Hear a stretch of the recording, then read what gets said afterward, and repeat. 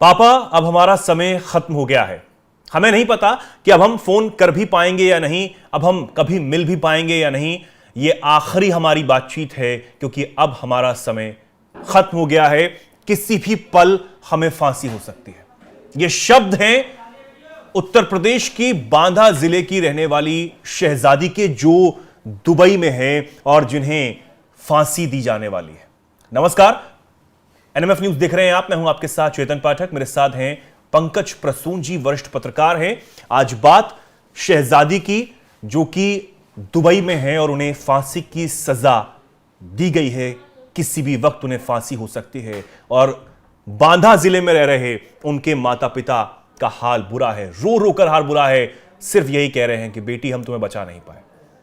क्या पूरा मामला है, कैसे शहजादी वहां पहुंची, क्यों उन्हें फांसी की सजा दी गई है, पूरी बातचीत होगी इस वीडियो में। अंत तक आप बने रहिएगा। पंकज जी, क्या यह पूरा मामला है, विस्तार से शुरू से हम जानने की कोशिश करेंगे।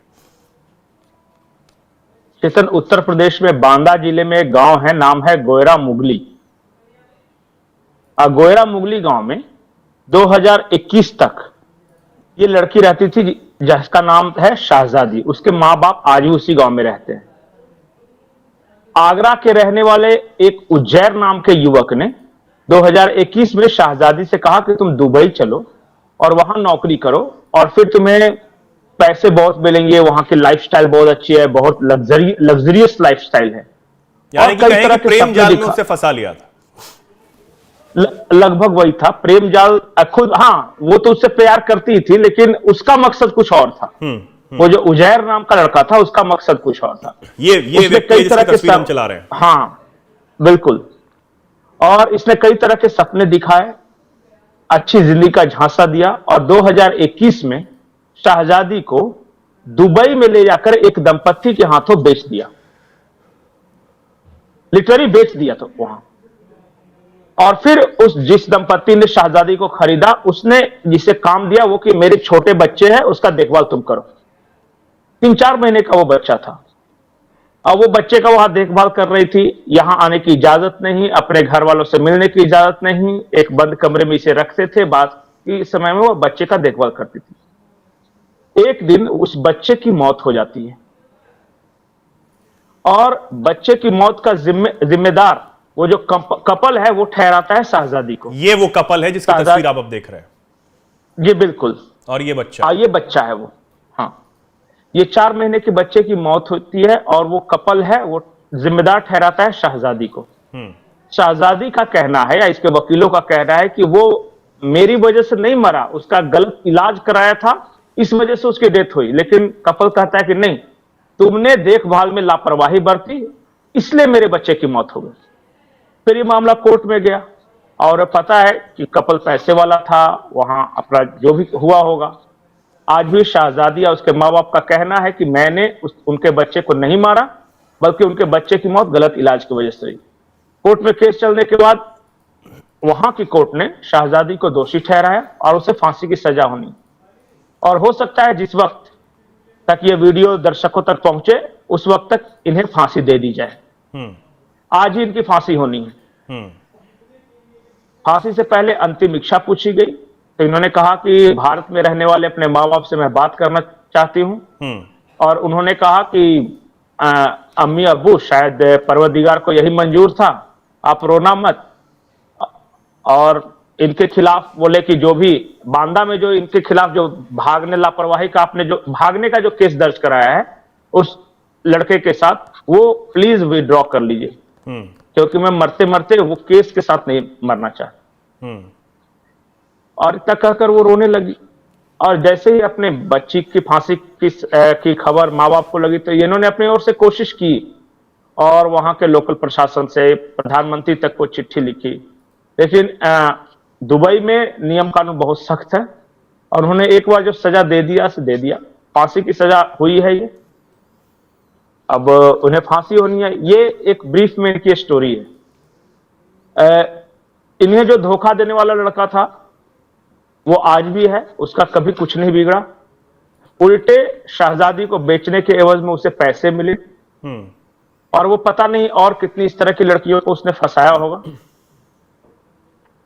तो ये सबक है उन लड़कियों के लिए जो कि विदेश में, दुबई में, अरब में जाकर अच्छी लाइफ, लग्जरियस लाइफ जीने का सपना देखती कई खबरों में यह भी था कि जो शहजादी है उसके चेहरे पर वो जला हुआ था और वो मार्क्स थे, उसको भी हटाने के लिए उजैर ने कहा कि आ जाओ, मैं तुम्हारा इलाज जो है वो दुबई में करवाऊंगा। ये भी एक कहीं से एंगल निकल हाँ, ये बहुत तरह से झांसा दिया था इसे। हाँ। एक रंगीन सपने दिखाए थे शहजादी को। हम्म। जो खबर है, जो पुष्टि जिस खबर की है, आधिकारिक खबर है, वो ये है कि फांसी से पहले शहजादी को अलग कमरे में रखा गया और ये रोती रहती थी वहां पे और इसे बार बार ये कहती थी कि मुझे पता नहीं किस गुनाह की सजा मिली है। फिर वो कहती थी कि शायद मैंने अब्बू अम्मी के जो दिल को दुखाया है और जो उनसे बिना पूछे मैं भागी, हो सकता है उसकी सजा ऊपर वाले ने मुझे दी।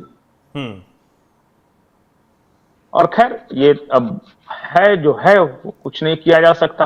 बिल्कुल। अब ये कहा गया है कि किसी से दुश्मनी मोल मत लेना। अपने माता पिता से आखिरी फोन कॉल पर शहजादी ने कहा, क्योंकि जिस तरीके से पंकज जी में बता रहे हैं कि आखिरी इच्छा जब शहजादी से पूछी गई कि अब तुम्हारा समय फांसी का निकट आ रहा है तो अपनी आखिरी इच्छा बताओ, तो उसने आखिरी इच्छा में अपने माँ बाप से फोन कॉल पर बातचीत करना मांगा, जिसमें उसने सारी बातचीत अपने माता पिता को कही है कि अपने वकील से कह देना कि एफआईआर जो आप लोगों ने दर्ज कराई है उसे भी वापस आप ले लें, कोई फायदा नहीं है, किसी से दुश्मनी आप मोल ना लें, यह भी कहा गया है। पंकज जी, भारत सरकार तक ये बात पहुंची, क्या भारत सरकार की तरफ से अब तक किया गया था? देखिए, इनके माँ बाप ने लोकल प्रशासन को खबर की थी, लोकल प्रशासन ने भी भारत सरकार से मदद ली थी, लेकिन जब तक ये वहां तक बात पहुंची तब तक बहुत देर हो चुकी थी। सजा का ऐलान हो गया था और वहां की अदालत का कहना यह था, जो कोर्ट ने जो सजा सुनाया था फांसी की, उसके अनुसार इनके खिलाफ सबूत थे और भारत सरकार ऐसे लीगल मैटर में कुछ कर नहीं सकी, क्योंकि वहां के सरकार के अनुसार, मतलब वहां के न्यायालय के अनुसार, ये बिल्कुल क्लियर कट केस था। मुझे नहीं पता कि सच्चाई क्या है, इनका अपना दावा है, वहां की अदालत का अपना दावा है, या हो सकता है कि फ्रस्ट्रेशन में जिस वजह से ये भागी, फिर इन्हें बेच दिया गया, फिर एक छोटे से बच्चे को देखरेख की जिम्मेदारी सौंपी गई, हो सकता है इन्होंने कुछ किया और किसे पता, क्योंकि वहां की अदालत ने तो इन्हें। लेकिन अगर भारत सरकार ने हस्तक्षेप किस मामले में किया है तो दुबई सरकार ने या दुबई प्रशासन ने जरूरी नहीं समझा कि भारत को इत्तला करे और तमाम जो सबूत हैं वो सौंपे जाए? नहीं, भारत सरकार को खबर कर दी गई थी जब इन्होंने कहा, जब इनको सजा होनी थी उससे पहले ही कि ऐसा ऐसा केस है, और पूरा वहां के अदालतों की जो पूरी प्रक्रिया है, क्या क्या हुआ वहां पे, वो भारत सरकार को डिटेल्स दिए गए थे। भारत सरकार इस मामले में कुछ कर नहीं सकी, क्योंकि वहां के न्यायालय के अनुसार इनके खिलाफ जो सबूत थे वो बहुत पुख्ता थे। और एक बार आपने दुबई में जाके अगर कुछ गलत काम किया है, क्राइम किया है, तो फिर सजा वहां मिलती है। ऐसा नहीं है कि आप विदेश में जाके कुछ भी करेंगे और फिर भारत सरकार आपको बचा कर ले आएगी, हर बार ऐसा नहीं होता। अब एक ऐसा ही केस है पंकज जी, निमिषा प्रिया का, हालांकि वो इस केस में भागी नहीं थी, वो भी आप देख सकते हैं, हमने उसको भी दिखाया है और उनके ऊपर भी हमने सारी चीजें बताई हैं कि कैसे निमिषा प्रिया जो कि एक नर्स हैं, वो कैसे जो है यमन पहुंची, वहां पर उनके ऊपर भी एक हत्या का आरोप और उस पर भी अब वहां की अदालत ने उन्हें सजा का ऐलान कर दिया है, वहां भी फांसी उनको होनी है। और इस मामले में भी जो भारत सरकार है वो कड़ा विरोध जो है वो दर्ज करा रही है। वो एक ऐसा ही मामला यहां पर भी है पंकज जी।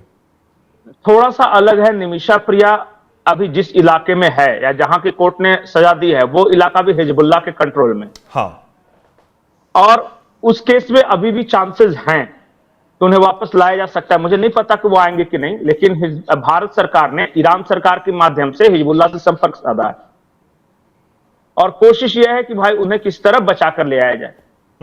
लेकिन देखिए क्या होता है, बहुत मुश्किल होता है ऐसे जगहों पर जहां पे एक तरह से वॉर चल रहा हो और जो आइडियोलॉजिकल आपके बिल्कुल अपोनेंट हो, क्योंकि वहां जो हिजबुल्लाह है वो, उसको हम लोग बोलते हैं ना इस्लामिक आतंकवाद, तो एक आतंकी संगठन है, और फिर वहां पे उस तरह के एलिमेंट से संपर्क करना जिसके साथ आपका डायरेक्ट संपर्क ना हो, और फिर ईरान के माध्यम से किस तरह संपर्क स्थापित कर उन्हें बचा कर ले आना, मुझे लगता है मुश्किल होगा, लेकिन अगर ले आ सके तो बहुत बड़ी बात होगी।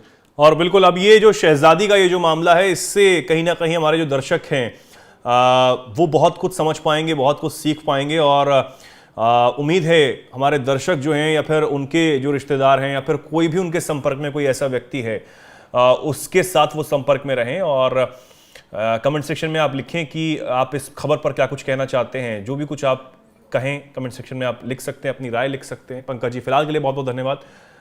हमारे दर्शक इस पर क्या कुछ कहेंगे मैंने बताया कि लिखें, और ऐसे ही जुड़े रहें, देखते रहें NMF न्यूज़। नमस्कार।